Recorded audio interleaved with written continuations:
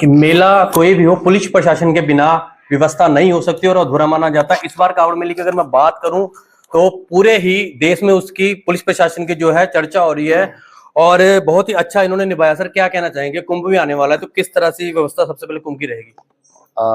देखिए, कांवड़ में प्रत्येक वर्ष का इवेंट है हरिद्वार में 15-20 दिन का, जो हमारे यहाँ पूरे देश से और विशेषकर उत्तर भारत से यहाँ शिव भक्त आते हैं जल लेने के लिए। फिर यहाँ से जल लेके अपने अपने अपने शिवालय को जाते हैं और महाशिवरात्रि पे अपने जलार्पण करते हैं। और ये पूरे उत्तराखंड पुलिस के लिए चैलेंज रहता है। और चूंकि हमारा प्रदेश है, उसमें जितना पुलिस बल है, 1/3 पुलिस बल जो है यहाँ पे लग जाता है और वो बहुत बड़ी संख्या में अधिकारी भी आते हैं।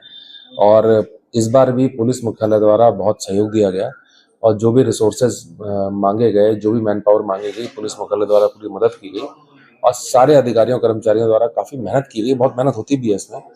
और गंगा माँ की कृपा से और भोलेनाथ बाबा की कृपा से ये मेला सकुशल संपन्न हुआ।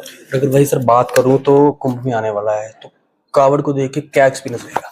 देखिए, इसमें कांवड़ से कुंभ को कनेक्ट इस तरीके से कर सकते हैं कि अब इसमें आरटीसी थी काफी हमारे पास, जो मतलब रिक्रूट कांस्टेबल जिनका पहला एक्सपोजर था किसी मेले का।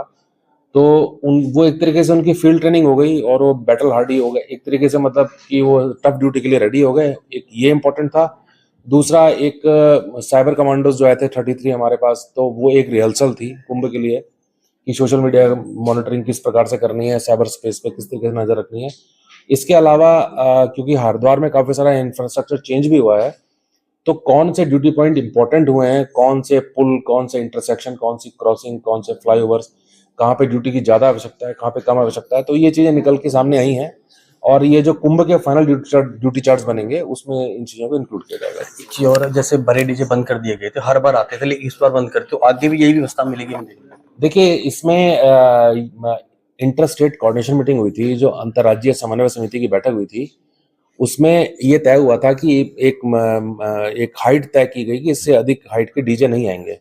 तो इसमें फिर हमारे द्वारा नारसन पे एक ड्यूटी लगाकर उनका कार्य यही था कि 12 फीट से ऊपर अगर कोई डीजे होता था गाड़ी का, तो उसको हम वापस करते थे। और लगभग 200 से कुछ ऊपर गाड़ियां हमने वापस करी। और ऐसा नहीं है कि वापस ही चले गए, बाद में वो छोटा करके ले आए तो फिर उनकी एंट्री भी हुई। लेकिन उससे ये हुआ कि हमारे जो हरिद्वार का रेजिडेंशियल एरिया उनको राहत मिली। और लास्ट के 2 दिन तो हम इस चीज को इन्फोर्स नहीं कर पाए क्योंकि तब वॉल्यूम बहुत ज्यादा था आने वाली गाड़ियों का। लेकिन इनिशियली इसको प्रॉपरली इन्फोर्स किया गया और भविष्य में आगे आने वाले कांवड़ मेलों में जो इंटरस्टेट कोऑर्डिनेशन में ये चीज तय होती है, तो और जनपद से भी ये चीज इन्फोर्स हुई, लेकिन उसको अच्छे से इन्फोर्स करके इस मेले को हम और व्यवस्थित कर सकते हैं। एक सर छोटा सा मैसेज और आ रहा था पब्लिक की तरफ से कि कांवड़ पटरी है, अगर वो परमानेंटली निर्धारित कर दी जाए तो कैसा है? देखिए, कांवड़ पटरी जो बनी है वो कांवड़ यात्रियों के लिए ही बनी है। लेकिन इसमें समझने वाली बात यह है कि इस बार भी 6 तारीख के दिन तक कांवड़ पटरी प्रॉपर चली।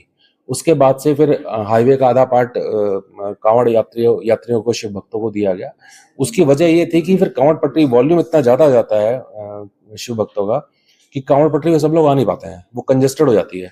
इसके अलावा जो झूला कांवड़ चल रही है, कुंभ कांवड़ जिसको बोलते हैं, वो हॉरिजॉन्टल चलती है। तो उसमें जब एक शिवभक्त दूसरे को ओवरटेक करता है तो कांवड़ पटरी कहीं नैरो है तो वहां वो दिक्कत होती है। तो इसलिए फिर लास्ट में 2-3 दिन के लिए जब बहुत ज्यादा भीड़ हो जाती है, तब फिर हाईवे का इस्तेमाल करना पड़ता है।